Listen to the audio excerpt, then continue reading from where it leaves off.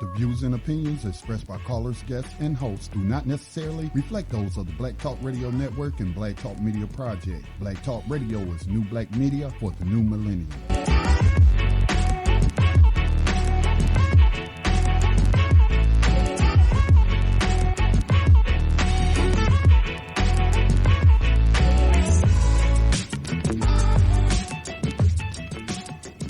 Dinar would have had serious consequences for the world financial system, but may also have empowered the people of Africa, something black activists say the US wants to avoid at all costs.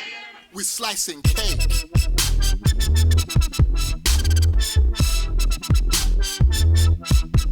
We're slicing cake.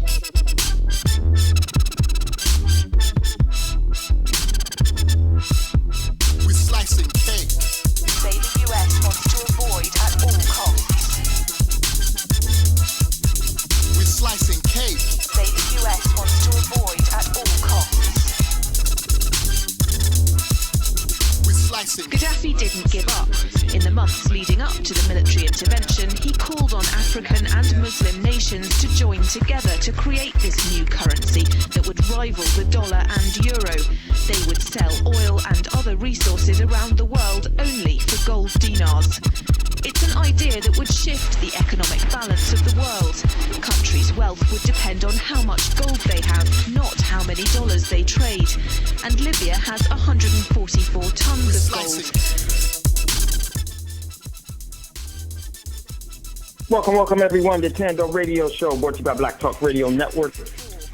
I am your host, Dave from LA, coming to you live from Senior Region number 6. And we have a live show for you today. Today is Tuesday, January the 10th, 2017. And I just want to thank you all for listening to Thando Radio Show today.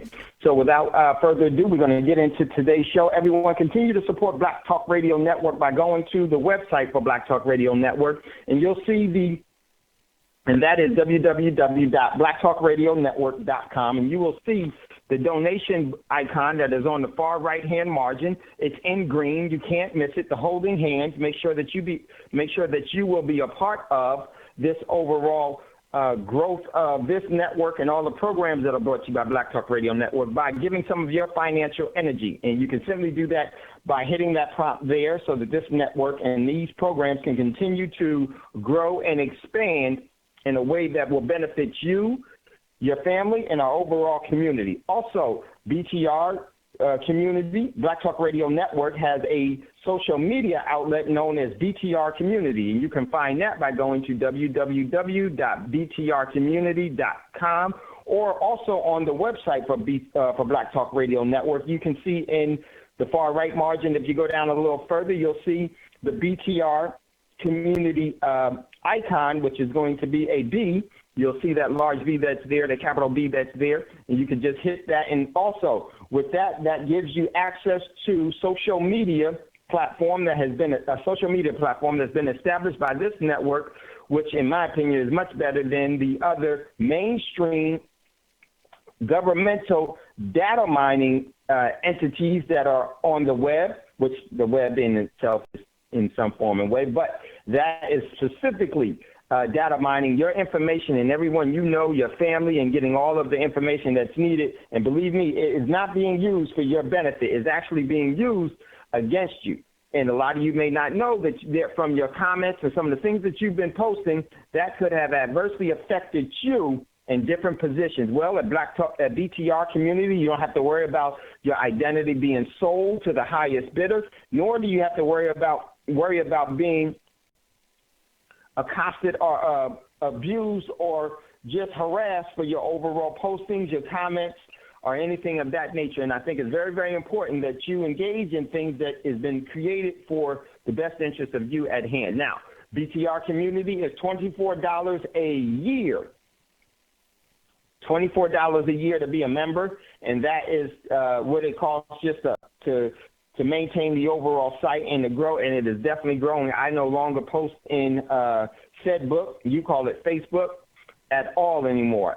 Very, very soon I'm going to totally delete my profile, but I already was on there, so it's there, but I'm not going to engage in that social media platform anymore. So I just not necessary. So definitely do that. Also, if you would like to acquire real money with your currency and your cash that you're paid, and today's show is going to be a lot about that. Very, very, in my opinion, very, very important and great show we're going to have for you. You can do that by going to Prosperity Mint, PROSPERITYMINT, Prosperity Mint, and check out what's there in inventory. And actually, if you are wanting to actually save as a king or to save as a lady and a gentleman, that would be saving as a king would be in gold, saving as a lady and a gentleman would be as in silver. Transfer some of your coupons into a real hard asset that is going to be very, very critical in the coming months, weeks, and years, because we're moving from a debt-based economy, paper-based debt promises, because they're no longer, the people's word has not been people have not been keeping their overall promises, and debt default happens once the promise is no longer in service. And confidence in the ability for individuals to uphold that promise, once that's lost, there goes your currency. Very, very important that we understand why that is so important, and we're going to do the best that we can. But in order to acquire real money, and I call it the great creator's money, I call it the universal money, I call it the intrinsical money that establishes great prosperity and great wealth beyond your generation into multiple generations. And this is one of the ways that you can tell in today's economic standings if you're a slave or not. Hate to say the truth, but the truth is real, is that how many assets do you control? The fewer assets you control, the farther you fall into subjugation and enslavement. Sorry about that. I kind of tongue-tied there. The further you fall into subjugation and enslavement, it's assets, ladies and gentlemen, because when you have assets that have intrinsical value, you don't need the economy needs you. So we're definitely going to take a look at that today in today's very important show. So we're going to do that. So go to Prosperity Mint, and before you purchase there, make sure you email wolf6pack1@gmail.com.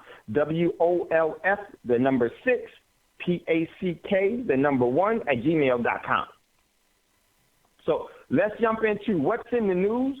And I didn't post too much because I want to get into today's show. Very, very important.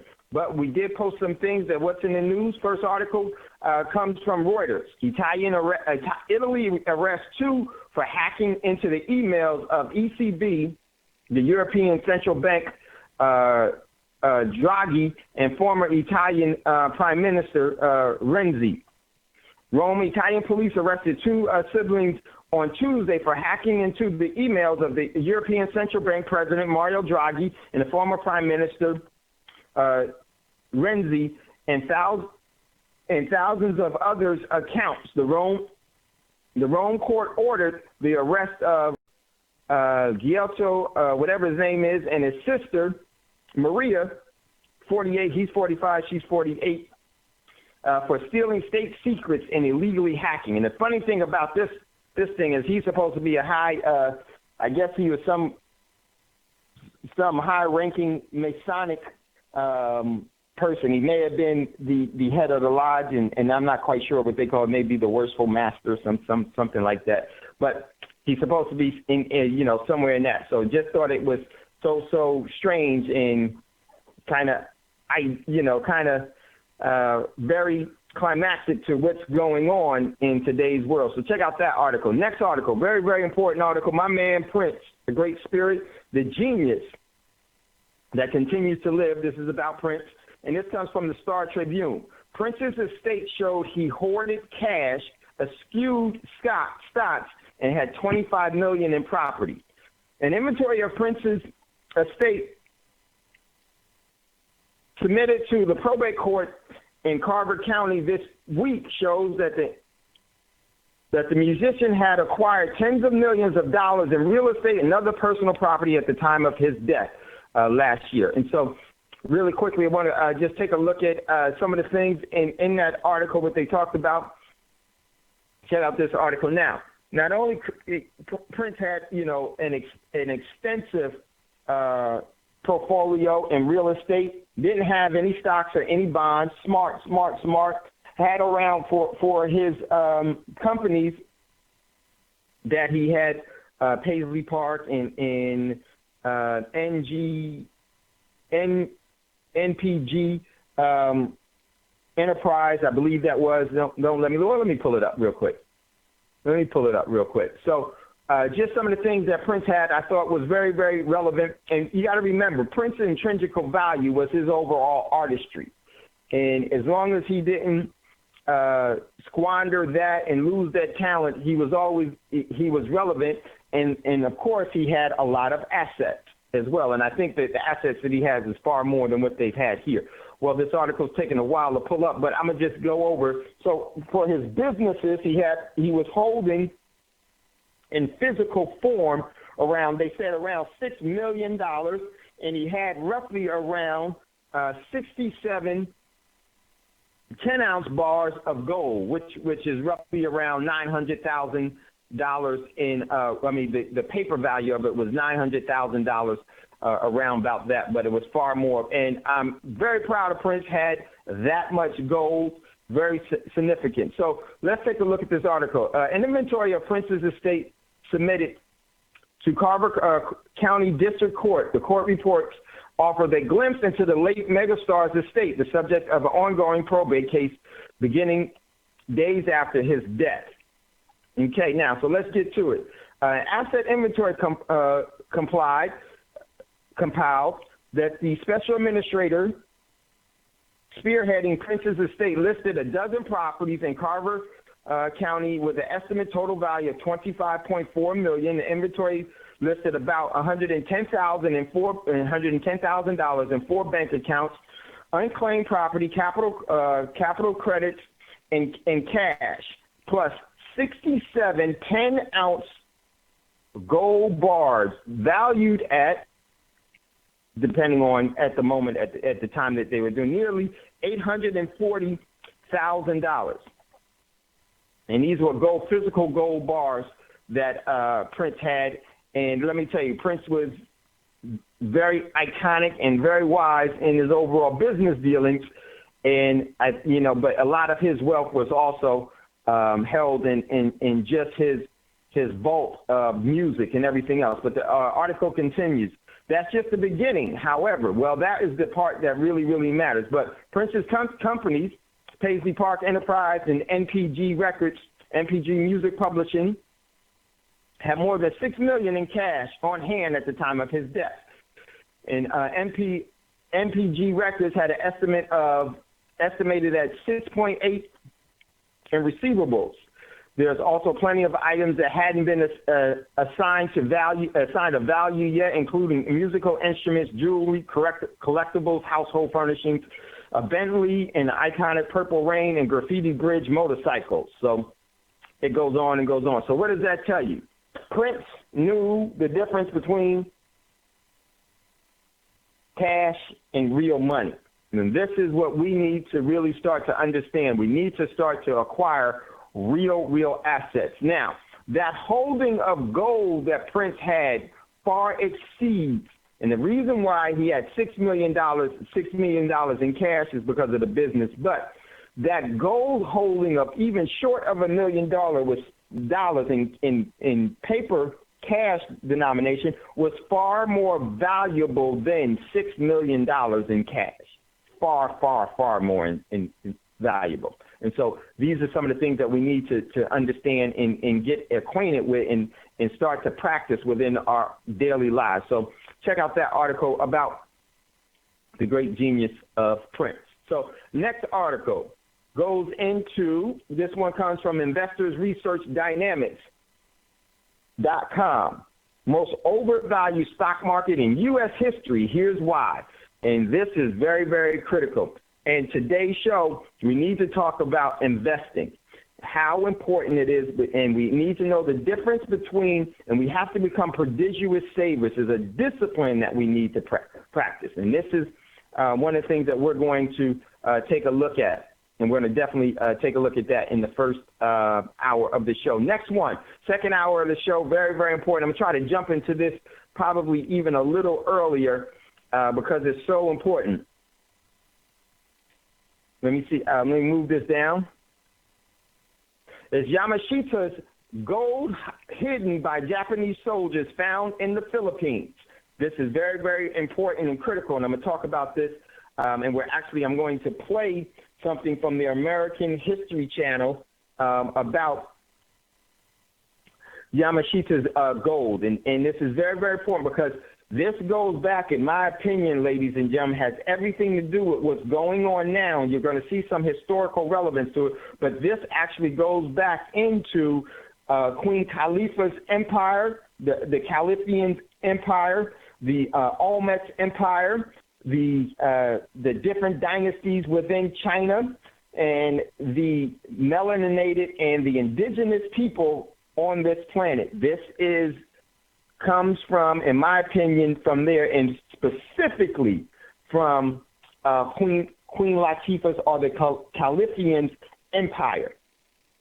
And this is very, very important that we check this out. And I want to put this all together to paint to you the importance of what you should be doing to protect yourself and your family. Now, today's show is Stocks and Bonds Will Break My Bones, but Gold Will Never Hurt Me. That's the topic of today's show is going to be Stocks and Bonds Will Break My Bones, but Gold Will Never Hurt Me. So I want to jump into that really quickly. Then I want to get into the so-called findings of Yamashita's gold and why that's so relevant. And we're going to have to read in between the lines because there's a lot about it, some unspoken truths that's here, but there's also some things that we should be learning from. And this has everything to do from Gaddafi to now, back to Khalifa and the indigenous people of this planet time. This has everything to do with what we've walked away from and what we've been tricked and deceived out of.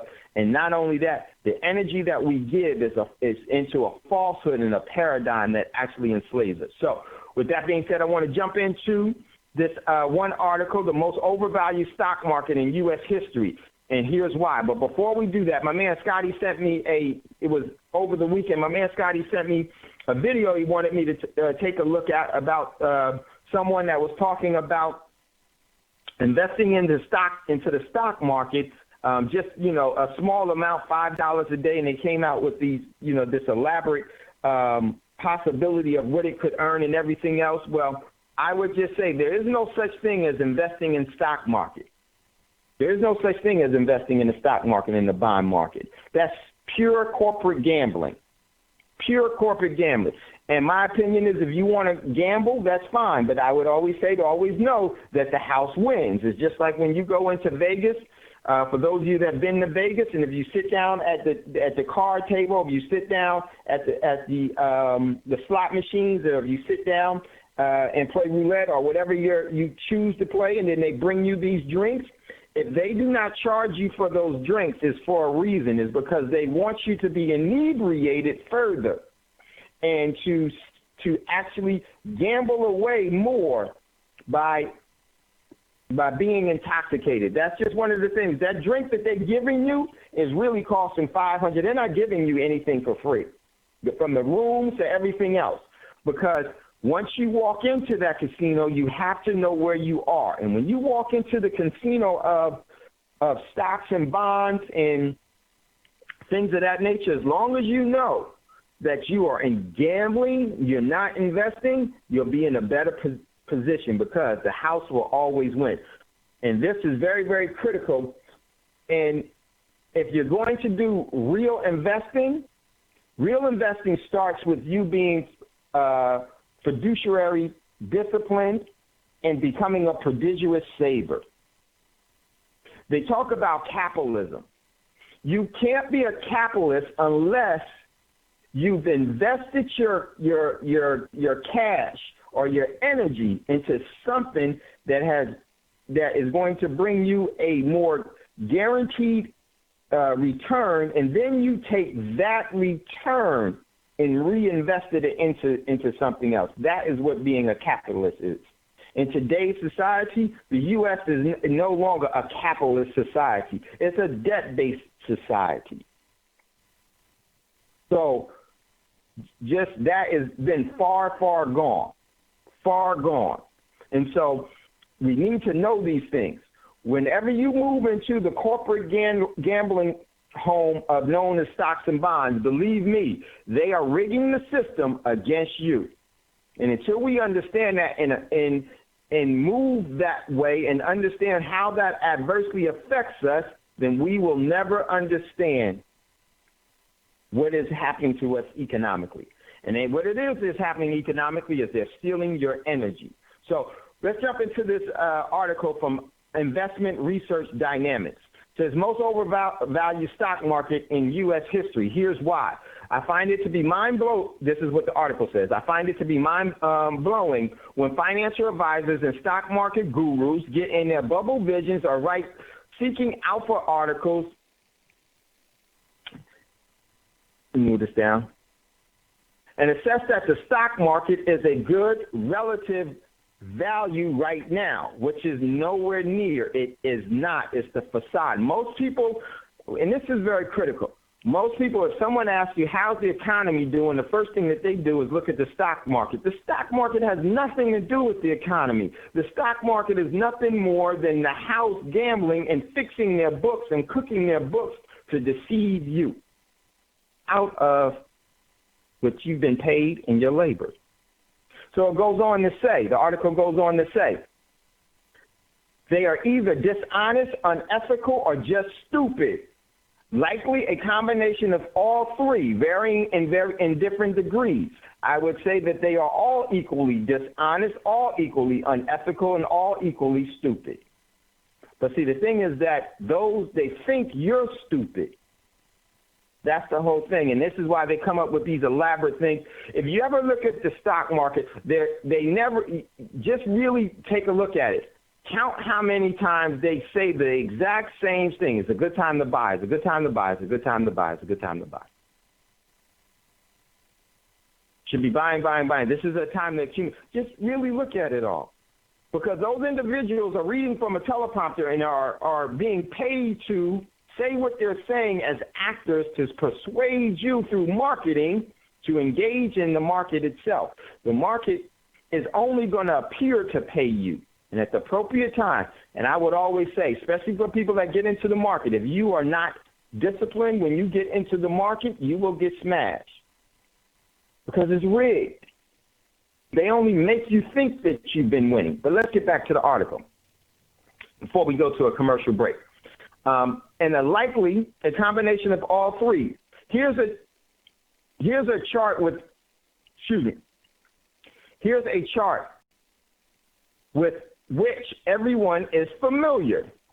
So listen, let's go ahead and get into the commercial break, and when we come back, we're going to jump back on this. I want to hurry up and get through this so that we can get into a very, very important part of the show today, dealing with some historical goals, and we got a goal, and we have to read between the lines because this system continues to steal from you, your family, and our overall community at large and subjugate and enslave them. And how they're doing it by economics. That is the great step. You're listening to The Great Feat. You're listening to Thando Radio Show brought to you by Black Talk Radio Network. We'll be right back after these quick commercial breaks.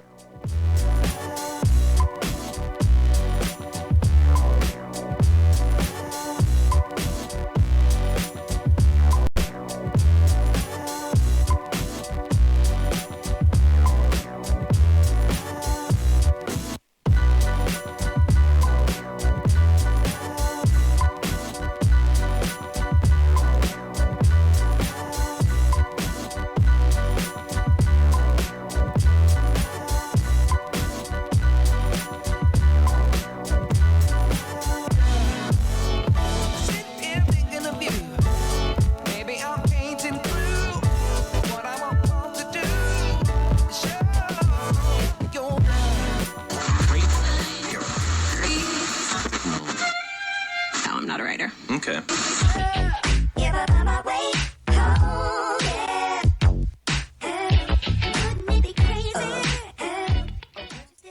Talk Radio since 2008, providing new black media for the masses.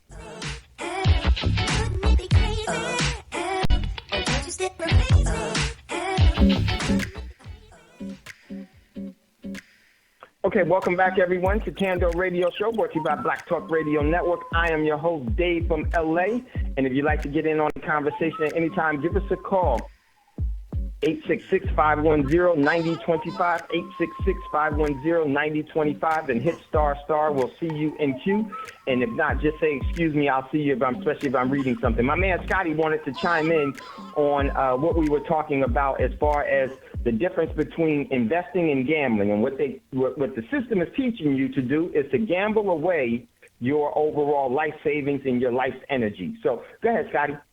Hey, Dave, and hey to all the Thando What's listeners. up, brother? Hey, I'm good. I was talking to earlier. I was talking to one of our Black Talk Radio hosts, and we were talking about, he was saying how he's a visual person and it helps him in learning to visualize something.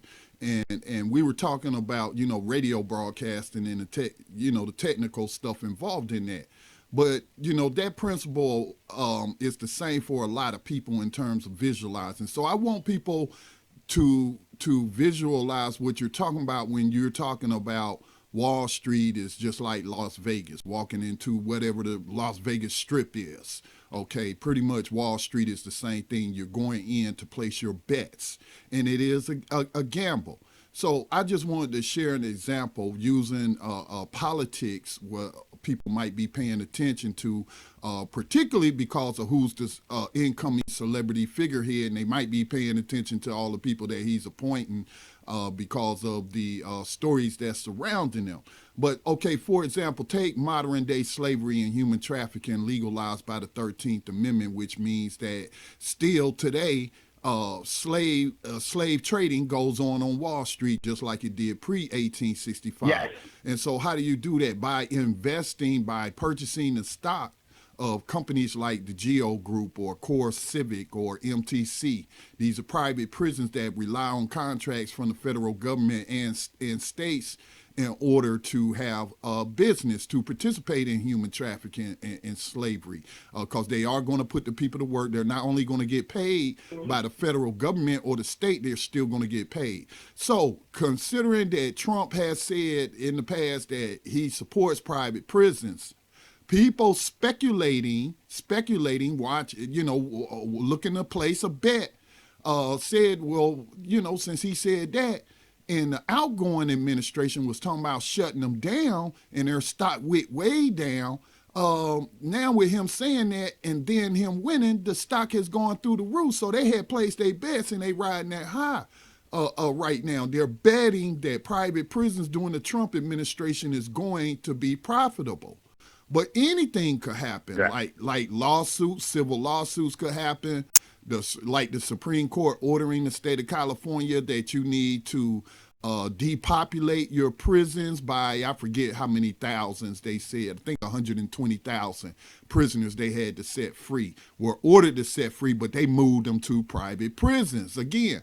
So, but if something happens, let's say that a bill does pass and Trump, for whatever reason, unexpectedly, let's say a bill, Justice is Not for Sale Act, passes through Congress, which would ban private prisons and what have you. So nobody's expecting Trump to sign that into law. They're still going to hold on to their private prison stocks, betting that, gambling, that he's going to veto it and what have you. And so, I mean, that right there shows you that it's a gamble. If he vetoes it, you lose everything. Your stock's going to tumble. Hey, you've lost it. You lost your shirt. It's time to find an 8-story building to jump off of because you was invested in slavery any damn way, and we don't need you walking around on this earth. But I mean, is that a good example, you think, of showing the gambling nature? You're placing bets. Exactly, and just to piggyback on that, Scotty, is that you may think that in the market that you are not upholding slavery, but you are, because there are mutual funds, there are hedge funds There are subsidiaries that are not telling you that that's what they are investing in. There's so much. The very different ethical things that you are against by going into the market, they don't tell you what they're investing in. They don't tell you what they're completely investing in, how they're doing it, why they're doing it, what they made, and what their true books are. And this is crazy. And this example that you gave, Scotty, is exactly it. And it's really whenever you go into, and I always like to, like I said earlier, I always like to use Vegas because you go with the intent of coming away with cash. Now, what is cash? Cash is nothing more than a coupon, or as I always say, is what they pay slaves because it's a debt instrument. And what are we giving up for these debt instruments? What are we giving up for these slave coupons? What are we giving up for these worthless pieces of paper? We're giving up our energy in all forms and fashion. They got us so discombobulated by this. Cream, cash rules everything around me. And if you understand what that really means, is not what you think, that it's something that you should be actually participating in, it's something that you should be protecting yourself from. So when you go into the casino, that building that you go into, you did not build. You do not know how the slot machines are timed, do you? Did you time the slot machines? No. Did you time the roulette wheel? I hope I got that right. Did you load the dice? No. In all of these entities, these buildings are quite elaborate for one reason and one reason only, because the moment you step in, they are winning. But if you know that and understand how it's played, that's cool. But what I would always say is this, and this is how you know it's the exact same thing with investing in the stock market and in the bond market. You do not know that hedge fund manager. You do not know that broker. You do not know all of the things about this whole facade of investing. That they don't teach you that. They tell you to give it to us and we'll take care of it. And then they tell you that they'll promise to give. They don't even promise you anything. We'll say that we'll take care of it. And then they lose it. No, they don't lose it. They actually swindle it out of you in so many different ways, by your pension, by your investments, and everything else. This whole thing is an economic sham built off of a piece of paper, a promise that you hold on to, and they strangle you by. And that's critical. And that is extremely, extremely critical. So, know what's really going on. And we are killing people for a piece of paper that has no real value at all. And it's really something that we need to know and the difference of. So, getting back to this article, check this out. Here we go. So the article continues. Here's a chart in which everyone is familiar with, the Shiller's PE ratio. And this is from the GAAP accounting changes. The last 2 decades has invalidated values in comps. So here it is. In this chart, make sure you all go and pick up into BTR and look at this article for yourself that we post the most from IRD, most overvalued stock market in U.S. history, and here's why. Based on the graphic, it looks like the current stock market is only the third most overvalued in history, right? Wrong, because here's what it says. It's below the 2 other peaks, and it has that, but here's why they tell you that that's wrong. The problem comparing the current PE ratios of the S&P 500, Standard & Poor's 500 companies with with that of the previous stock bubble tops is that the accounting used to produce the E is not comparable over time. The FASB and the SEC have colluded to make it easier for companies to hide losses and report non-cash income as GAAP, cash flows and earnings. This is why I tell you this whole thing is a sham and it's a lie. All of the stock market companies are private corporations that are using you to maintain their overall appetite for acquiring real wealth. And that, ladies and gentlemen, is assets. And their books are completely cooked. One of the things about the stock market, either by pension or by broker, is this. They say, pay me now, and I promise I'll give you something later.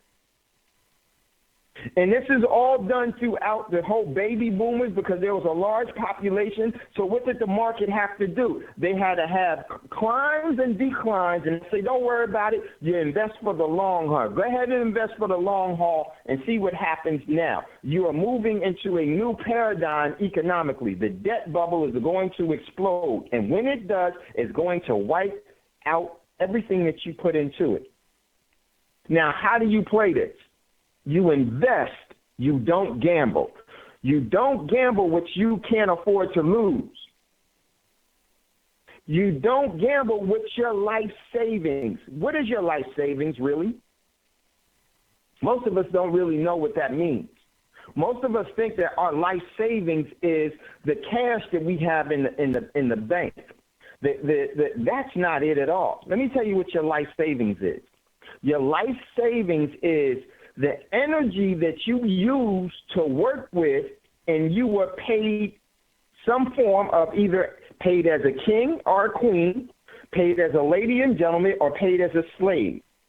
Okay? That was what you were given in exchange for your energy. And if you tied that into a debt instrument and you tied that into a coupon that is going to expire, they just don't write the expiration date on it, but it expires right in front of you because it requires you to put up more cash to buy underlying assets. That means that the asset is not going up, ladies and gentlemen. It means your cash is going down. The value of it and the purchasing power of it is going down. What does that mean? What they're paying you no longer can buy the assets, and you won't be able to keep up with it. They come up with elaborate things. They call it inflation. No, what it is a hidden tax, and it's theft, ladies and gentlemen. They've been stealing your energy. Why? Because they know that you're not getting younger, you're not getting stronger, you're actually getting older and weaker. And at the appropriate time, when you no longer can give your energy as profit for them, they discard you. Wherever you work, and whomever you work for, outside of yourself and your family, that corporation or that private business is going to do a couple of things. They are either going to retire you or fire you. That is what they're going to do. Now, the key is, what are you doing with your energy? That's investing, ladies and gentlemen, where you take your energy and you actually move it into something that is intrinsical and has value. And I always say, I like to always go into living forms of living assets that just because they exist, they matter and they have real value. Cash does not matter. The intrinsical value of cash is very limited. Meaning, just because it exists, what can it do? Cash really intrinsically, all it can do is you can write a note on it, give it to someone else, or the same things that you can do with paper. That's its value. And you always heard the old saying, is only worth the paper is written on, because paper is not worth much. It's a debt instrument. So, very important that we grasp these things. So now, let me go on, because I went a little too far. Here we go. As an example, in 2010, the FASB issued a bulletin which changed the way big banks, which changed the way big Wall Street banks were allowed to account for bonds and other forms of debt issued by others. They are held as assets, and debt is not an asset. It's something that you can use as leverage, but the thing about leverage is great when it works for you, it's not great when it works against you. Originally, banks had to market their bonds, debt, loans, holdings to market and accrue any market-to-value gains or losses at quarter end as either income or expenses. The FASB decided to let banks classify any and all debt as hold to maturity and allow banks to hold this debt at face maturity value without even marking to market, meaning its real value. Any debt that was marked below maturity value per value could be marked up to par and moved into held to maturity accounts. They were using paper to establish and steal even more resource and to steal more energy, ladies and gentlemen. This is the cookbooks working against you. And one of the things I always say, if you don't know about the precious metals, you don't know nothing about economy, and you definitely don't know nothing about history, how these people are stealing and what they're the whole thing about subjugating and stealing and capturing people is to steal their energy and steal their energy and have it work for you so you don't have to work, and to seize their assets as yours. This is critical, that we understand these things. Now, it goes on. By doing so, the banks created a non-cash gain in these holdings that were counted as income. Banks hold hundreds of billions in bonds and loans. And starting in 2011, the rule changed, allowing banks to create billions in phantom non-cash income. This, of course, translated into lower PE ratios. Goes on to say, there's several areas of accounting over the years that have accomplished a familiar feat for all public trading companies. The problem is that this has rendered PE ratios over time incapable of course. No one points out this fact, and certainly any Wall Street analyst would be fired if they went on a truth tirade. The bottom line is that looking at the PE ratios graphics above, we do not know how the current PE ratio for the SPX compares with the PE ratio of the market's peak in 2007 and 2019. 29. Why? Because it's far worse than that right now. They're just able to hide it in their deception because we know nothing about economy. We are victimized by it. We are schooled into what we're supposed to perform and what we're supposed to do and what we're supposed to be, not in what we should be knowing that's in our best interest. That, ladies and gentlemen, is education. Mining your mind. Goes on. Goes on. Because of these accounting gimmicks and these tricks, and that's what they are, these phantom numbers that enable companies to boost gaps in non-cash earnings. And it could be that the current PE ratio is the highest on record if we make an apples-to-apple comparison of PE ratios across time. In fact, I would assess that applying the standard gap across time would prove that the current market is more overvalued than any time in U.S. history. The above analysis is an expert for my latest issue of the Short Selling Journal in today's issues into two retail stocks. Now, what does that mean, ladies and gentlemen? Is that they're hiding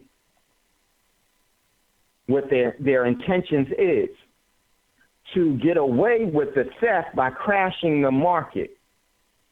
And why? And Scotty had talked about it earlier, because they put into place the perfect celebrity figurehead to do just that. The last one served up greatly, and the one before that served up greatly, and this one will serve up greatly to the system as well.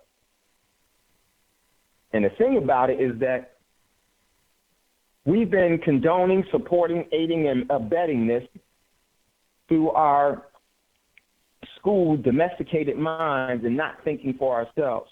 We wait to hear someone else before we have an opinion or before we make a decision on what we should do, because that's what we've been taught to obey. They taught that in so many ways, and they taught it by way of fear and way of false gains. So there's algorithms. They can push that stock market wherever they want it to go because they created it. You didn't create it. It don't work for you. It's actually being worked against you. This is why it's so important that we understand where we are and what it is that we are doing. Become an investor. First, you become a prodigious saver. Even though the system may not be paying you a king's wage or a queen's wage, that doesn't mean you can't save in one. You save in assets, ladies and gentlemen, because the intrinsic value of it can supersedes the default of debt. When people can't pay their debt, would you give your life savings to someone that is always defaulting on debt? No, because they're going to default on they're going to use your life savings to overextend their overall credit reach. That's the exact same thing that the government and the stock market and the bond market is doing with your savings. And the banks are doing with your savings. Now, if you know that, then there's ways in which you can protect yourself and then actually leverage debt to your benefit. And what do I mean by leverage debt? What I mean by leverage debt, I'm not just talking about the contractual debt. The greatest debt that you have is that piece of paper in your pocket. We're all addicted to debt. We got a debt problem. We save in debt. That piece of paper, look how that worked out for India. Look how that's working out in Venezuela. Look how that's working out in Mexico. And pretty soon, people in other countries are going to be saying that have shows like ours, look how that's working out in the United States. We just don't want you to be corralled with the rest of the sheeple in that, because you don't have to be. The only person that you should be trusting financially is the one that's creating the energy to facilitate that savings. That would be you. And if we continue to obey and follow their rules, they will rule. And you will be subjugated, enslaved, and taken advantage of, victimized, and deceived until the point of economic disaster.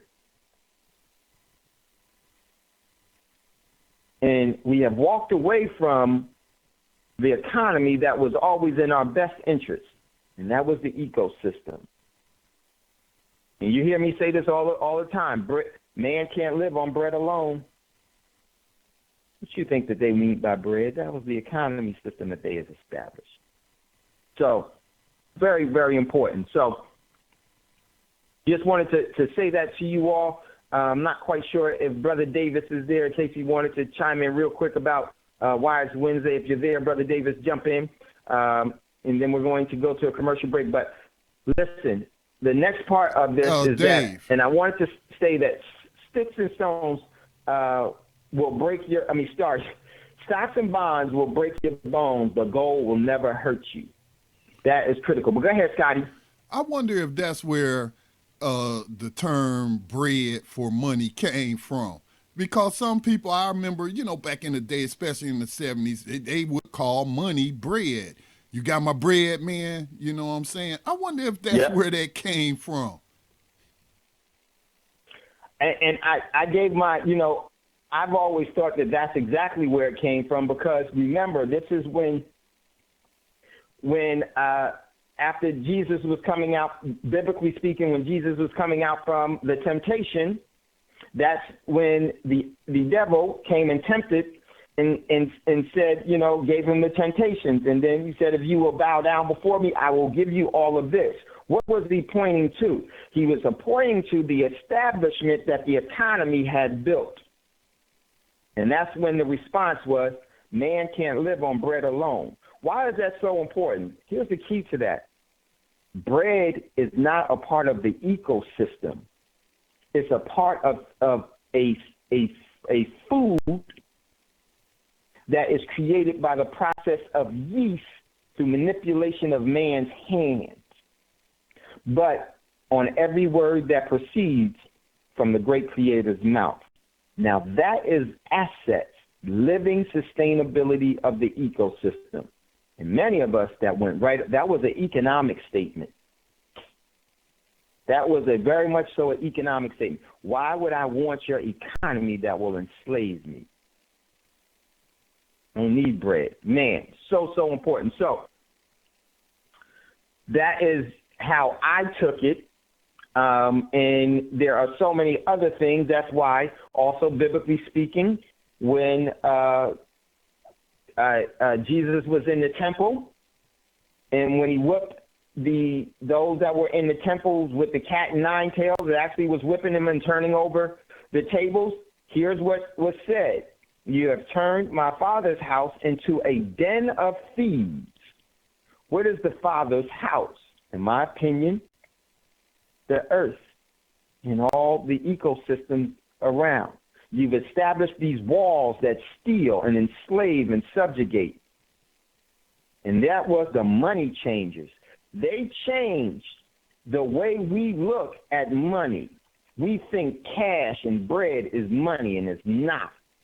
It's an instrument to enslave and kill you, while we walked away from what real money is. Real money comes from the ecosystem. It's sustainable. It sustains life forms everywhere. Cash does not sustain any form of life. It manipulates it. Very, very important. So listen, everyone, we're getting ready to go to a commercial break. If you'd like to get in on the conversation, don't hesitate. Give us a call, 866-510-9025, 866-510-9025, then hit star. We'll see you in queue. And if I'm reading something or doing something, just say, excuse me, I'll hear you, and we'll come back to you definitely. You're listening to Thando Radio Show, brought to you by Black Talk Radio Network, and we'll be right back after these quick commercial breaks.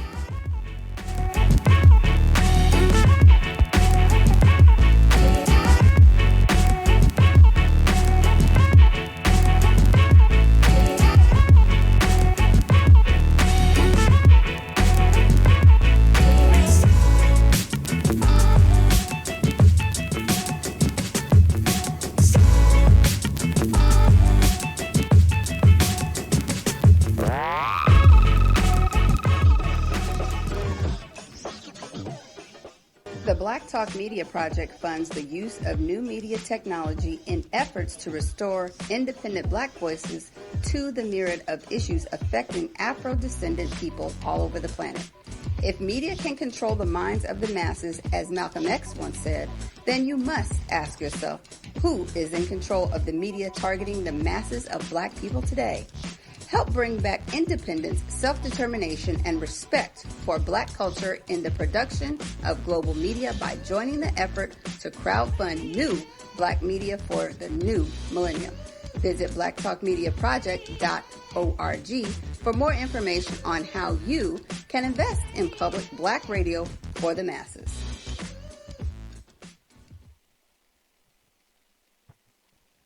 Okay, welcome back, everyone, to Thando Radio Show, brought to you by Black Talk Radio Network. I am your host, Dave from L.A., coming to you live from FEMA Region number 6.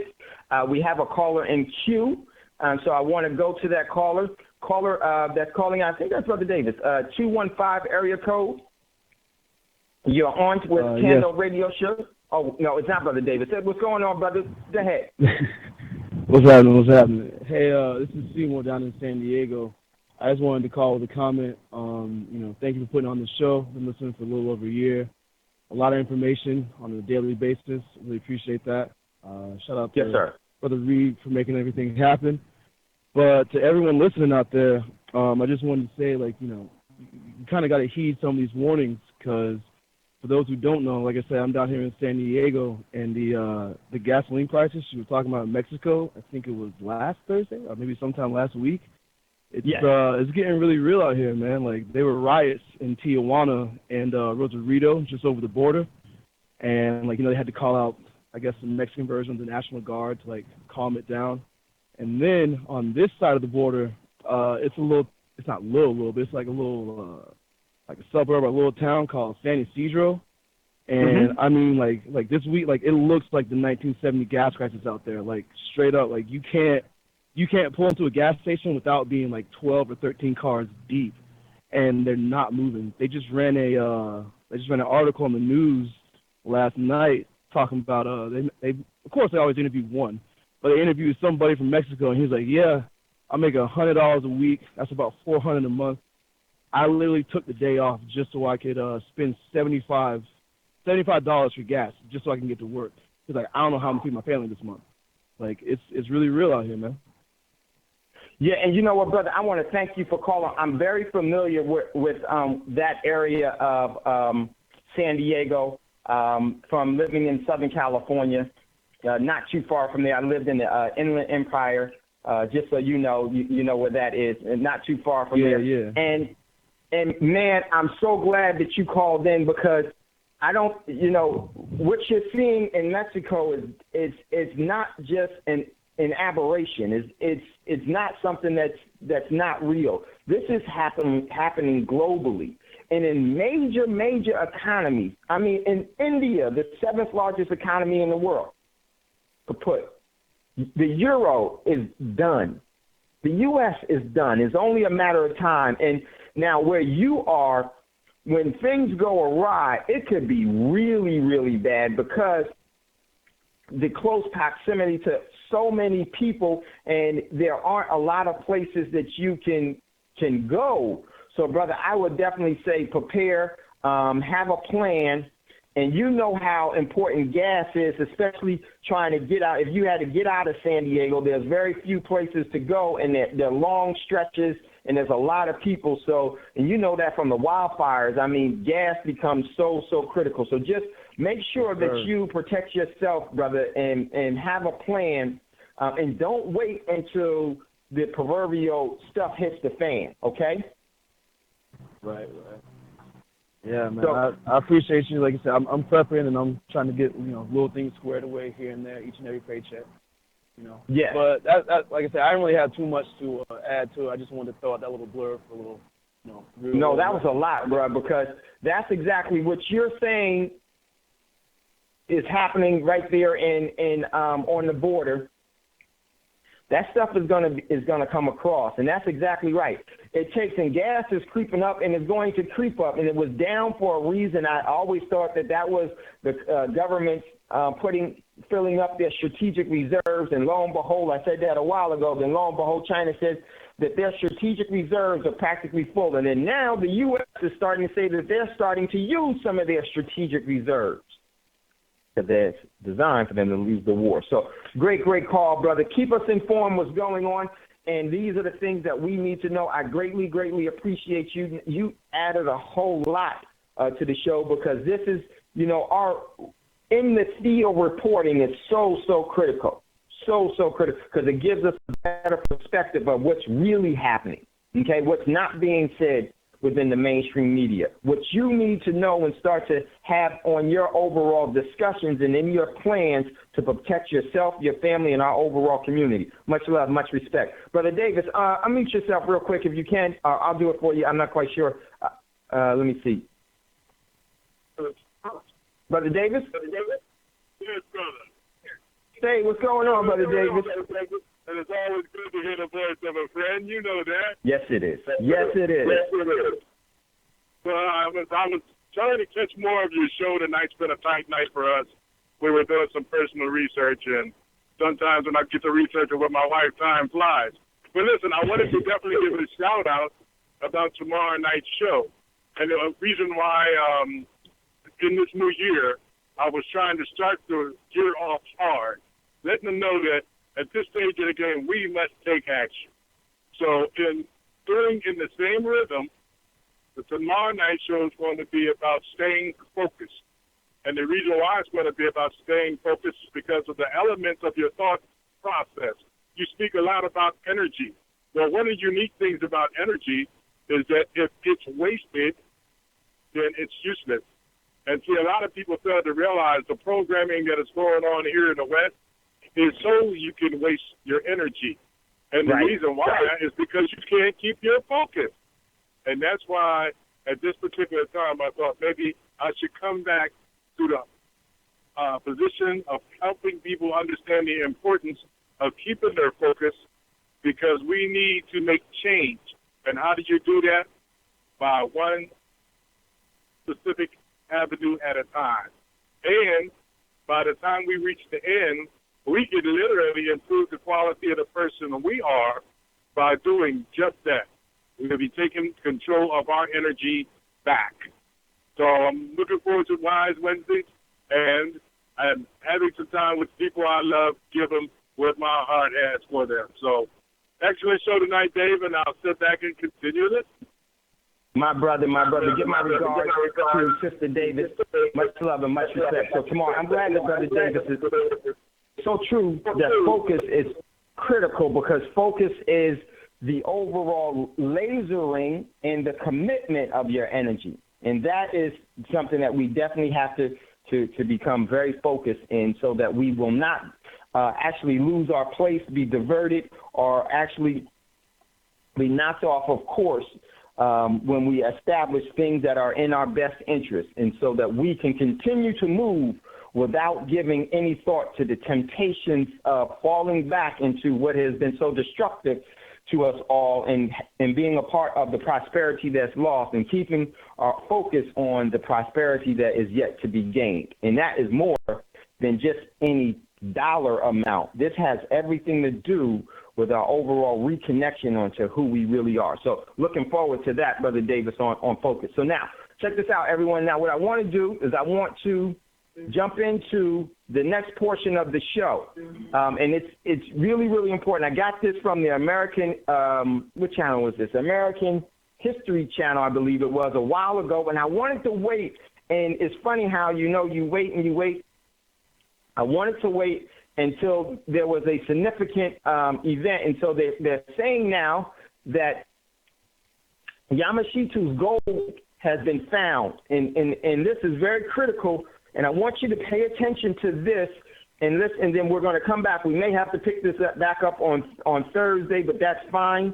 But this is very, very important. And I want you to see the emphasis that the conquerors place on acquiring real assets. Because when you control energy and you control assets, you can create an environment where the people will surrender their sovereignty and self-determination to you, and that is what has been done. So I'm going to jump into this without further ado, and if we, I'm going to break in from time to time, but here we go. Listen to this. This is from the American History Channel, and it's about very, very important, the Yamashitu gold, and this has everything to do with you, the indigenous people of this hemisphere and this land, and of this living being known as Terra, the earth. Here we go. Tara. One of the greatest treasure hoards ever known. In today's currency, it represents over $100 billion in value. According to the myth, this incredible fortune was amassed from proceeds of ruthless Japanese looting throughout Asia during World War II. For one amateur treasure hunter, finding the gold becomes a lifelong obsession. But little did he know, he has a mighty rival, one of the most brutal dictators of the 20th century, Marcos was unquestionably a thug. He was a gangster. This is the extraordinary story of Roger Rojas, the legend of Yamashita's gold.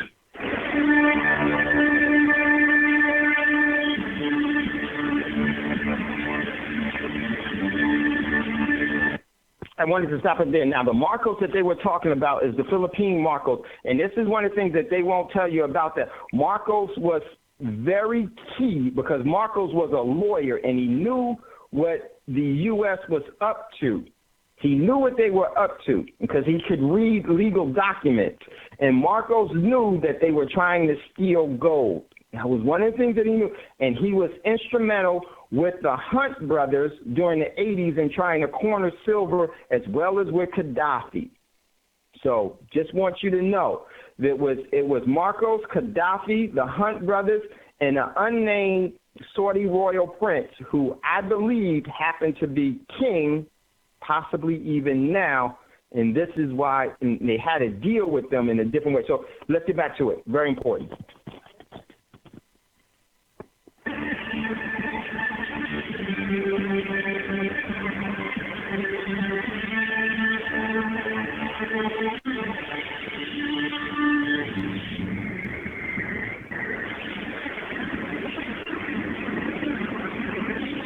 The legend of Yamashita's gold is one of the greatest stories of war loot in history.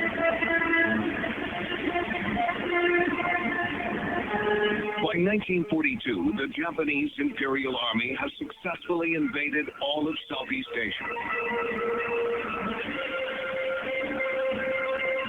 As they advance, they mercilessly ransack country after country.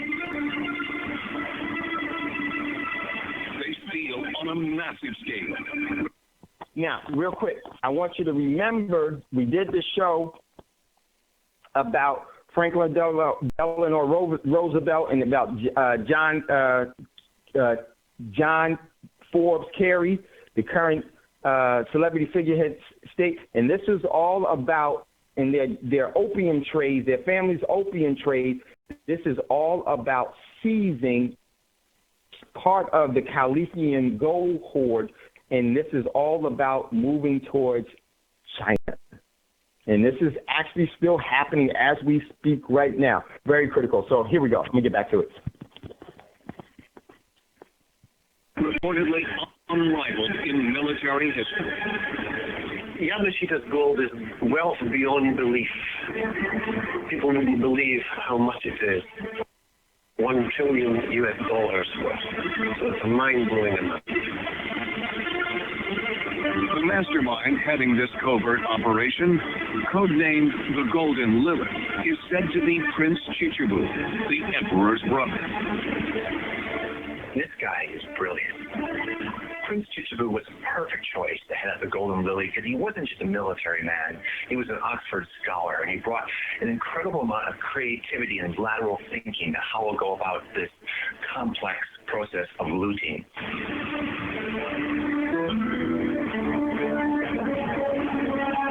The Golden Lily operatives just completely took everything from all the countries. They left them with nothing. They invaded, they took all their wealth, and just left them penniless. It wasn't just banks and financial institutions, but it also had museums, temples, art galleries, rare books, anything that was worth money.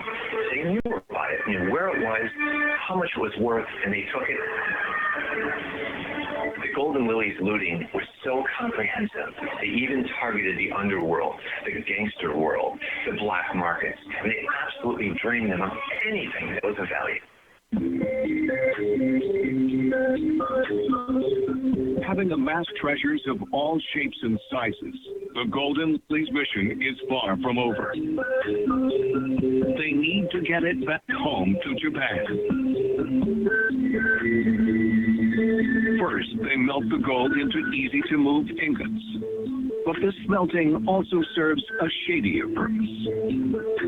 When gold is made, it's stamped, and you can tell where it came from. But when it's been re-smelted, you don't know where it came from. We wanted to stamp a little sign on the gold bars that the gold was actually made in Japan. Then it would look like the gold was Japanese gold of Japanese origin. The stolen gold is then brought to the Philippines. There it is inventoried and sent on to Japan by ship. The Philippines was chosen as the Golden Lily's transportation hub because it was pretty much in the center of the vast Japanese empire. Okay, now I wanted to stop there real quick. Now, let me tell you, in my opinion, where this gold, all of this gold started to really originate, and that's so true. One of the things you always hear me say is that you can never own gold. You can, in the precious metals, you can only control it. Most people think that you can own it. You can't own it. You can only control it. Because if they put fire to it, they can melt it down.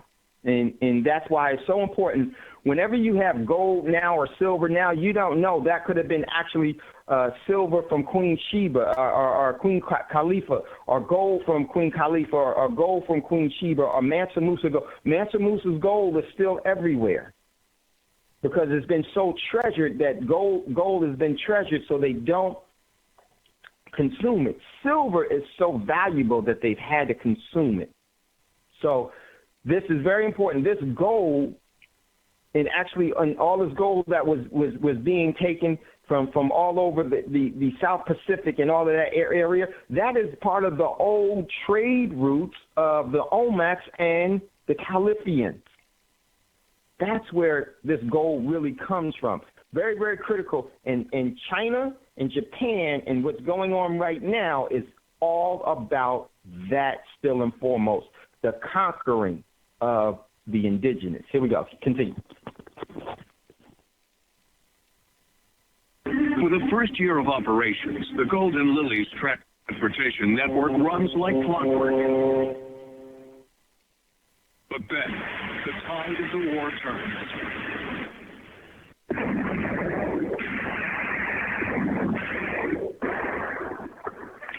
In June 1942, Japanese and U.S. forces meet near the tiny Pacific island of Midway. Over just 4 days, the U.S. forces sink 5 Japanese ships. They destroy 270 aircraft and kill 3,500 men. The Japanese have lost control of the seas. Now it is too risky for them to ship the gold home. They need a new plan. Okay, let me stop it right there. Now, why is this so relevant? This is the deception of war. They gave the perception that these governments were actually fighting each other when they weren't. This was a move against the indigenous people to steal their overall resources in order to control them even further under the cloak and cover of war. They were they're all in this together. They were actually pillaging to send that back to Japan, and the excuse was that Japan had no resources. It was under sanction from the U.S., and it was starving. So they had to do what? Put assets into their overall holding in order for their nation to be viable. Well, let me tell you something. That citizenry stuff, you're a citizen of this nation and that nation, that's what keeps you enslaved. And not looking at, when you claim that type of stuff, what happens is that you become a part of their overall maritime law system, and now they got you right where they want you. And then the confusion and the schooling and the stealing of their assets, so now you'll have to work for them, ways and means. Your way of life becomes their means of life. Man, this stuff is so deep. And this is what conquerors do. They have to deceive you into think one thing while their intentions is something totally different. So keep that in mind. Here we go. they turn to their finest fighting general, Tomoyuki Yamashita. He has an incredible track record. Nobody has the reputation he does. And if anyone can pull him out of the hat, it would be him.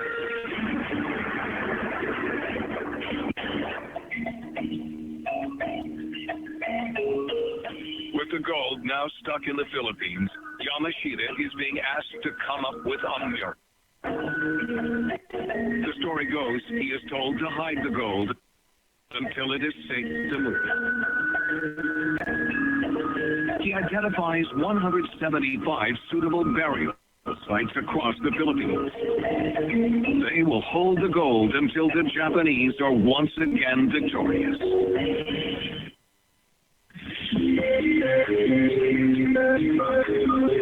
And the Philippines proved the ideal place to hide this treasure. They put it in very isolated parts throughout the Philippines, mostly covered by very mountainous terrain and a thick jungle. Once you got these tunnels built, it would become virtually impossible to see that there had been anything ever buried there because of the growth rate in the jungle. Yamashita orders detailed maps to be made of the exact location of each treasure vault. And each map is carefully encoded. These maps were done in an old Japanese dialect called kanji, a language which is between 1,500 and 2,000 years old, and there were no topographical references on them. They used the old characters to represent certain landmarks. Unless you know the complex code, these maps mean. And there are even further layers of security. Bombs, grenades, decoy walls that would lead you into another trap. The Golden Lily left nothing to chance, and they had a vast system of booby traps that consisted of poisonous gas, explosives, complex use of the water table, so if you don't know what you're doing, you're going to drown in your pursuit of reaching the treasures. But the maps that were drawn highlighted where all those traps were. If you didn't have a map and you went into one of these treasure vaults, it's very likely that you wouldn't come out alive.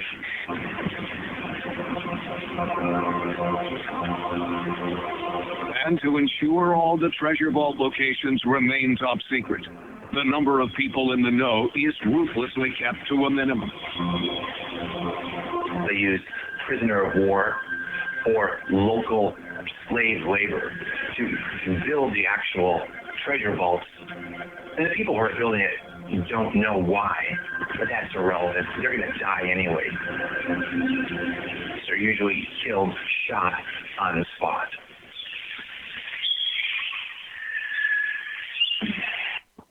Okay, I wanted to stop there. Now, during this time,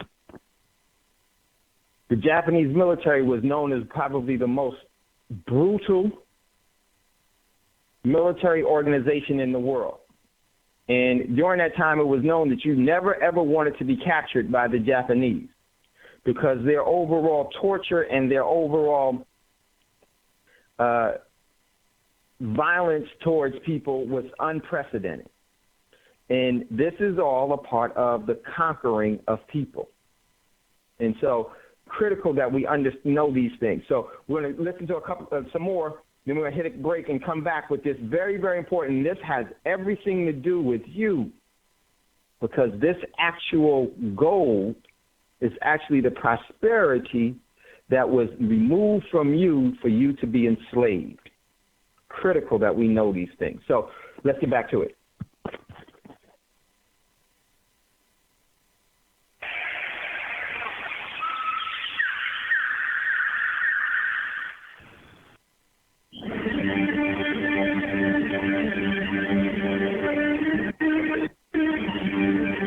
All Yamashita's efforts, the gold still isn't safe.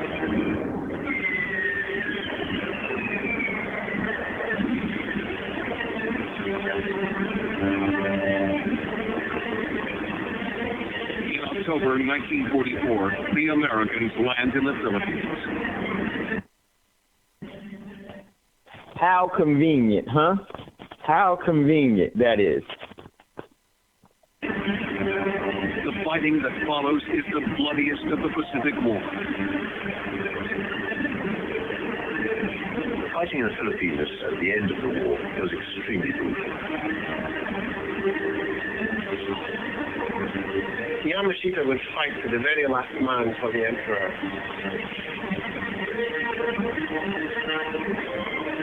Even a master tactician like Yamashita can't stop the Americans' advance. The Philippines has 7,000 plus islands and is very, very difficult to defend against the invading force. Yamashita, as a great general, would have known that.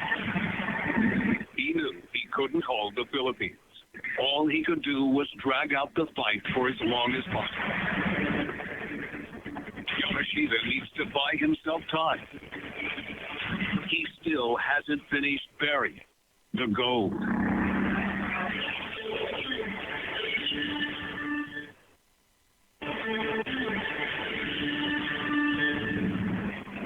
April 1945. The Japanese are losing the war in the Pacific.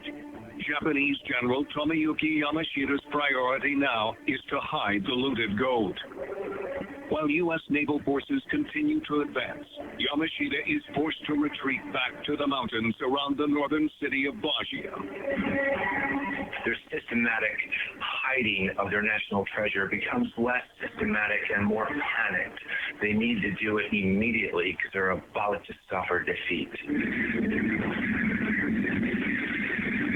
174 treasure vaults done and dusted. Only one is left. With time running out, Yamashita orders the chief engineers to seal the final treasure vault.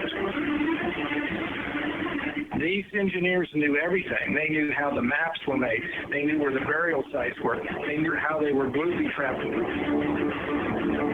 What they don't know is that Yamashita has one last move to protect the gold. The story goes that while the engineers are carrying out his orders, Yamashita seals the vault himself.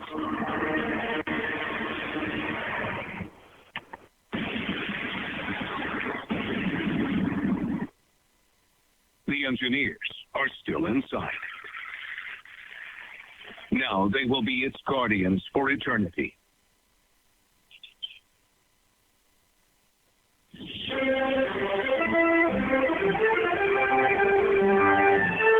Three months later, World War II is over. General Yamashita is put on trial for war crimes. The commission finds you guilty as charged and sentences you to death by hanging. Yamashita takes the secrets of the gold to his grave. There is only one other person who allegedly knows of the gold's whereabouts. Prince Chichu. And in 1953, he dies of TB. Anybody who knew anything about this treasure is now dead. All right, so I want to hold it right there. Get ready to go to a commercial break. And just before we end, I'm going to jump in with some of my research has found and why this is so important. You're listening to Thando Radio Show. We're going to just listen to like 15 minutes more. If you wanted to jump into it, we're going to finish this because it's critical for where we are right now. You can definitely give us a call at 866-510-9025, 866-510-9025. You're listening to Thando Radio Show, brought to you by Black Talk Radio Network. We'll be right back after these quick commercial breaks.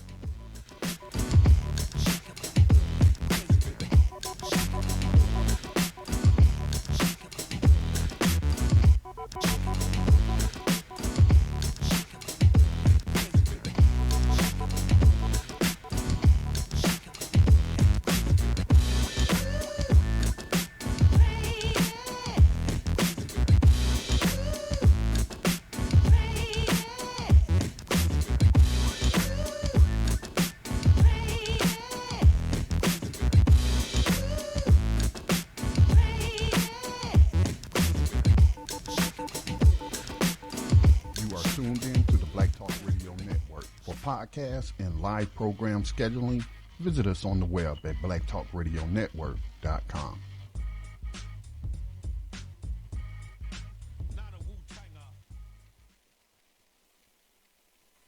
Okay, welcome back, everyone. The Thando Radio Show brought to you by Black Talk Radio Network. We just got like 15 minutes more. I'm going to play up this, and then we're going to get into it. And before we do that, I just want to say this. This is very, very important because this has everything to do with you. This is it. From my research, the mining of this gold and a lot of the gold that was done during the Caliphian, the Olmecs, and some of the ancient times when the indigenous people ran from, had occupied from Central America, what's known as the United States, over into the South Pacific, over into Asia, and pretty much globally, their technology and their ability to mine some of the most difficult gold or gold from some of the hardest, most difficult places in the world was completely mastered by them. And they was able to acquire. One of the things that they talk a lot about gold, but the key to this whole thing is what they don't tell you is the silver. Much more, that is far more important than the gold. So much that they don't talk about it at all. But the clues are there, and the evidence is there if you just would actually look, and then you'll see where it leads you to. And this is why we have lost some of our sovereignty and our overall prosperity, because we are no longer self-sufficient. So, and we no longer rely on the ecosystem. So, man, this stuff is so important. So let's jump back into it. And then if you'd like to give us, chime in, don't hesitate, give us a call. 866-510-9025, 866-510-9025, and hit star. I'll see you in queue. So let's get back to it.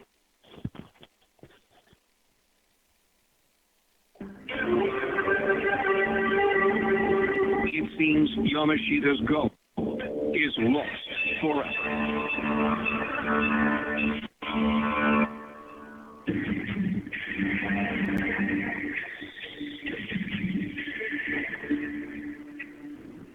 But in the Philippines, after the horrors of war, the legend of Yamashita's gold lives on.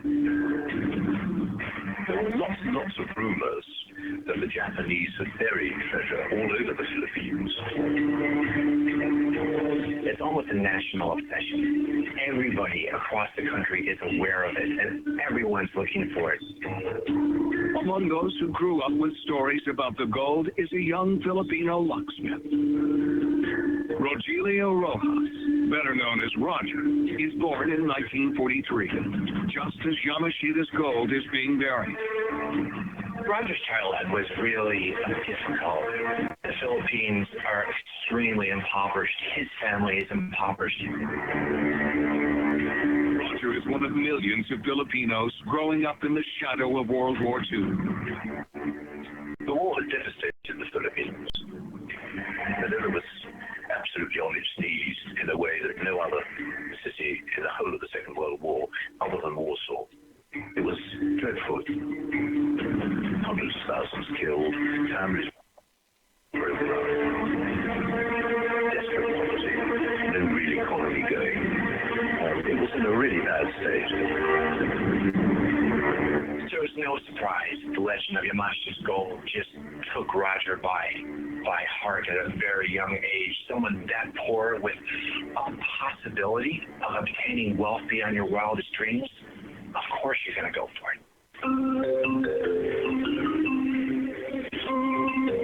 Roger the locksmith lives in Baguio, the northern city near to where Yamashita made his last stand. Roger surmises that they must have hid some of the treasure around his town. So he looks around his town, right from the start because he knows logically that's probably one of the best places to start. Roger was a very diligent man. Every spare moment he was out there working, seeing what he could find, eliminating areas, and continuing to move forward in a very logical, progressive manner. To help him in his quest, Roger scrimped and saved and bought himself a metal detector.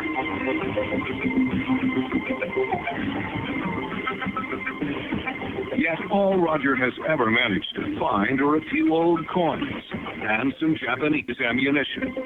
But that doesn't shake his faith. One day he is sure he will come across the treasure he's been dreaming of since he was a boy. No matter how many disappointments a treasure hunter has, they will always keep going.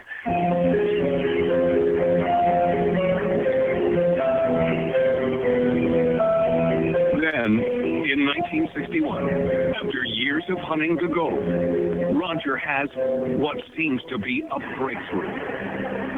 He gets the kind of clue he'd been longing for, a map of a tunnel complex. There are lots of maps and sketches like this in treasure hunting circles at the time. Roger has seen plenty of them before, but all have been fakes. This one is different.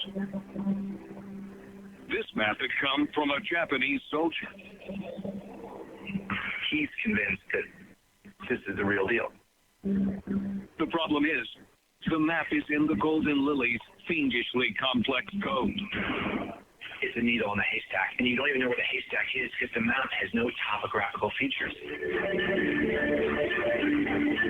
But Roger also knows that this Japanese soldier had been in Baguio with a group of engineers as they buried gold during the final days of Yamashita's retreat. A map allegedly related to one of those treasure vaults. It was getting closer. He could feel it. Roger never gives up. And the reason is he knows the treasure is there. And he knows that year after year, if nothing else, he's eliminating where it isn't. Yet for all his high hopes, Roger just can't crack the map's code. After years of searching, he is no closer to finding Yamashita's gold. But at least the map confirms to Roger his initial instincts are right. There is treasure somewhere around Baguio.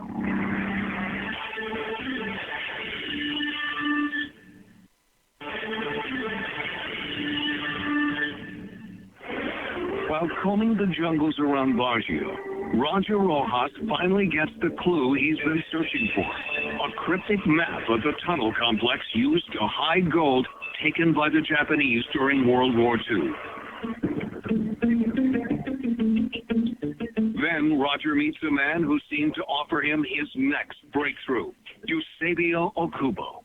Okubo tells Roger he served under the Japanese as an interpreter during their occupation of the Philippines. There were a lot of Filipinos who claimed to know where Japanese buried treasure was, mainly because an awful lot of Filipinos had, perforce, worked with the Japanese, not necessarily what we would call collaborators, but simply because the Japanese needed cooks, drivers, interpreters, all that sort of thing. Okubo confesses he served none other than General Yamashita. While working for him, Okubo had witnessed Yamashita taking a large quantity of gold to Baguio towards the very end of the war. And then Okubo reveals the crucial piece of information Roger was after. The gold was in wooden boxes, stashed in a tunnel, not far from Baguio General Hospital. So this was the final link. This allowed him to tie the bow together and have the perfect package. Now he knows where to go. He knows where to dig. He was elated because it now pinpointed the area for him to look at. But little does Roger know, he has a rival. The most powerful man in the Philippines, President Ferdinand Marcos. In 1965, Marcos had been democratically elected, but rapidly became a pathologically greedy dictator. Money was extremely important to Ferdinand Marcos. He loved it like nothing else. And there is only one person who can match Marcos's greed: his shopaholic wife, Imelda. But Imelda's lavish lifestyle wasn't the only reason Marcos needed money.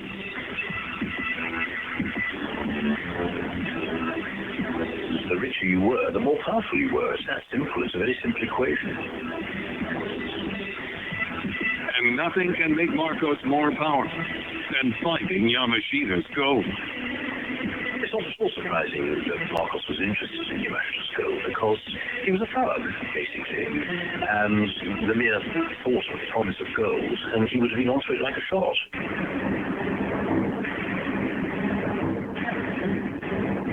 Compared to Roger, Marcos has a serious advantage in the hunt for Yamashita's gold: power.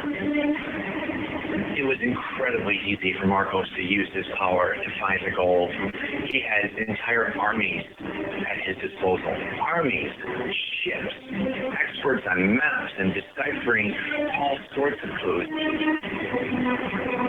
Despite all these resources, Marcos hasn't found anything. All right, so I'm gonna end it there, and we're gonna pick up on this a little bit later. Very, very important. And this is, in my opinion, this is the important part of this whole thing. That was the gold that they had, Yamashita's gold. That was just a portion of it. One of the key things in this whole thing is that it was by no coincidence that the U.S. entered the war with Japan at that particular time, because that gold had already been stolen and acquired by the U.S. Portions of it was probably left there for the historians to find. But this was the whole thing. This was a part of the same gold that the U.S. knew that there was going to be a rightful claim of it by none other than China. And this is what, in my opinion, is a part of what the real truth of this whole thing. Now, where did this gold come from? Well, ladies and gentlemen, that gold was actually put together by the indigenous and was controlled by the indigenous people and was actually brought to market and actually mined out of the ground by the indigenous people that had originally inhabited this corner of this hemisphere, also known as the Califians, the Olmecs, the parts of different Moors and different indigenous people that were in the South Pacific and all into Asia and Eurasia today. And that land was actually not conquered by these individuals, but was held by way of trade and the expansion of treaties and cooperation. Yes, there was war. And the ones that originally had won those wars were the great conquerors of the past that were later conquered by some of the remnants of what you see now. But in my estimation, a lot of that gold, see, the thing about gold, when it comes out in its original form, you have an idea where that ore is coming from, because gold from the Aborigines down in Australia is different than the gold of the indigenous in Alaska and in the indigenous of California and in the indigenous of China. That's why they got to melt it. so it can no longer show ownership. So listen, we got a caller that's in queue. Let's go to this caller. We got a caller from Atlanta. Welcome, caller, to Thando Radio Show. What's your name and where you're calling from, and what is your question or comment?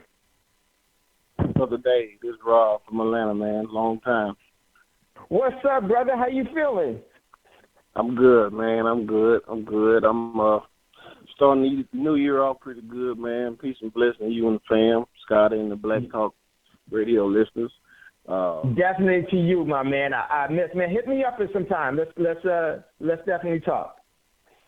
Okay, no doubt. I just wanted to focus in on a little bit of what you were talking about earlier about the casino of the stocks and bonds, and we did the Forex and whatnot, and I'm still kind of pursuing the Forex, and I was able to utilize that as a tool, you know what I'm saying, and consciously use that as a tool to transfer that wealth from out of the Forex unit to acquire intrinsic value assets.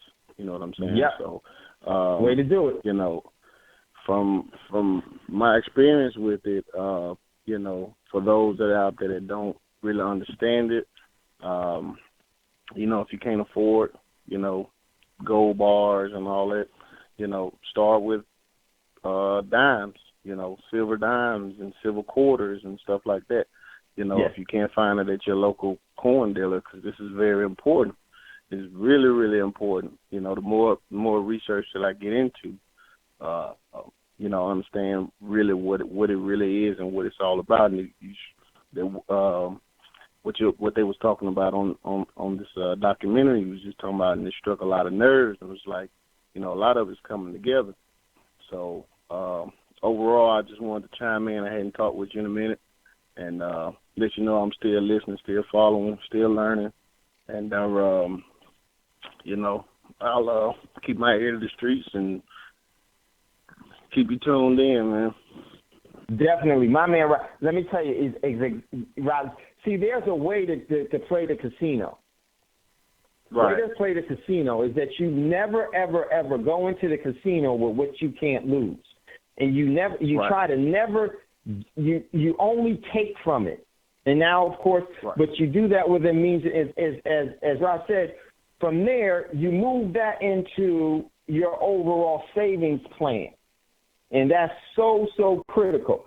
And that's the difference between, you have to have a real discipline in order to do that, because it's completely rigged.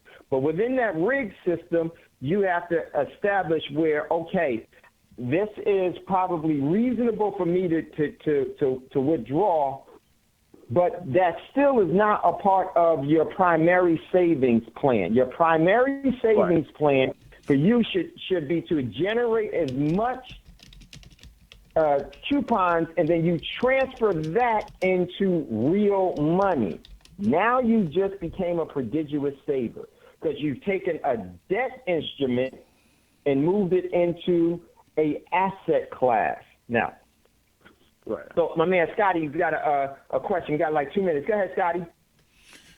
Yes, Dave. So what it sounds like you guys are talking about, and it's something that I think I've described before and I've done before.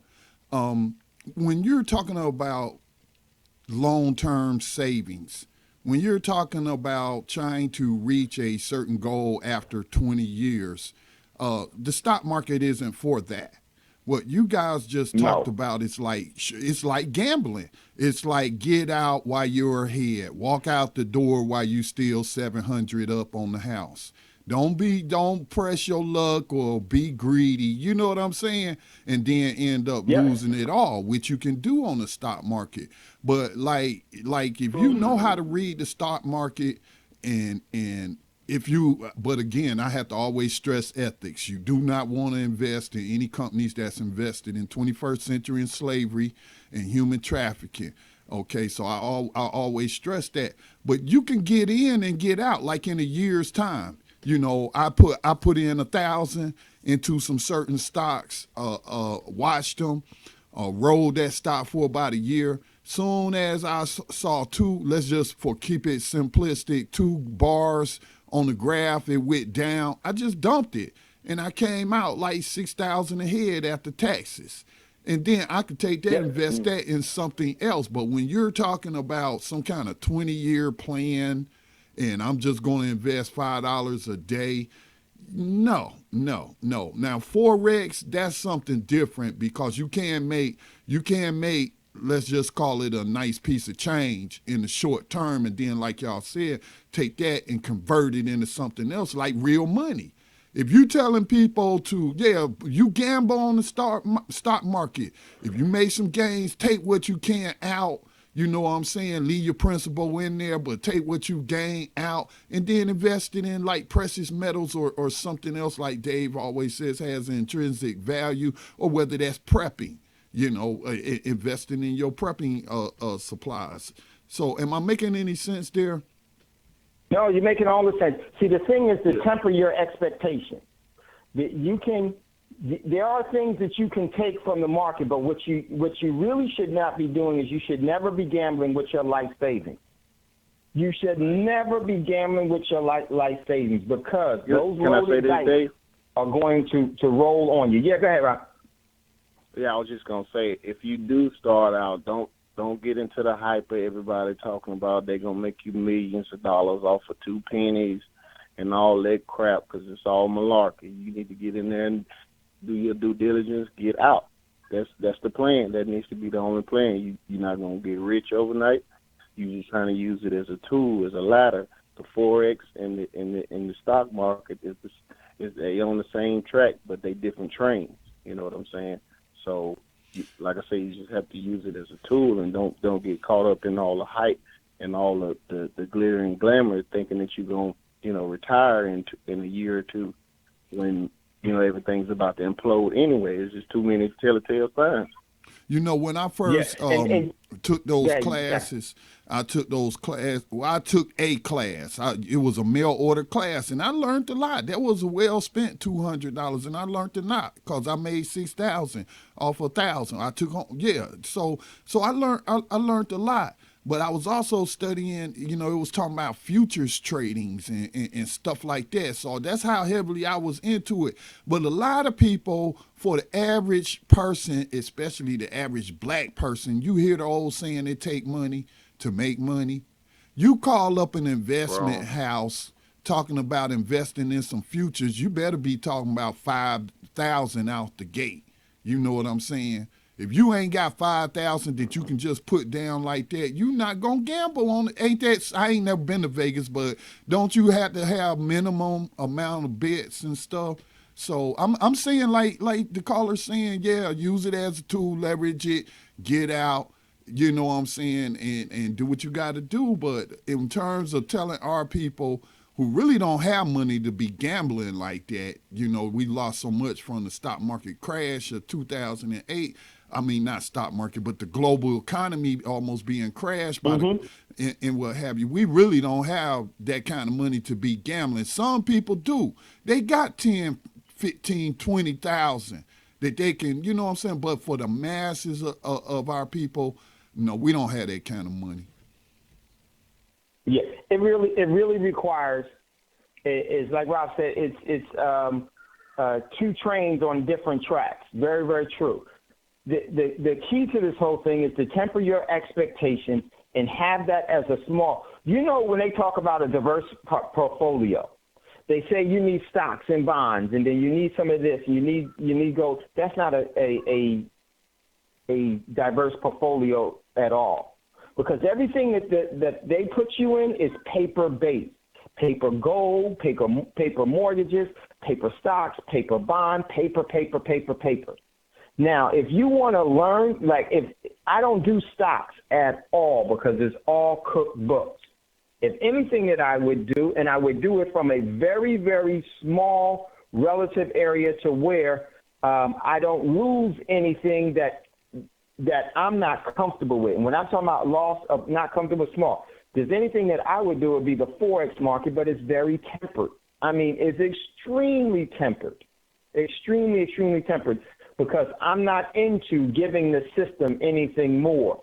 And that is just when I say a small portion, you need to, before you engage in that, you need to build up your expertise expertise in it and really learn it, and then to never go into that with thousands and thousands of dollars. That's really gambling. Go into it in something that's really, really suitable and feasible for you. All right? Now, that may mean that that's going to be lost very quickly.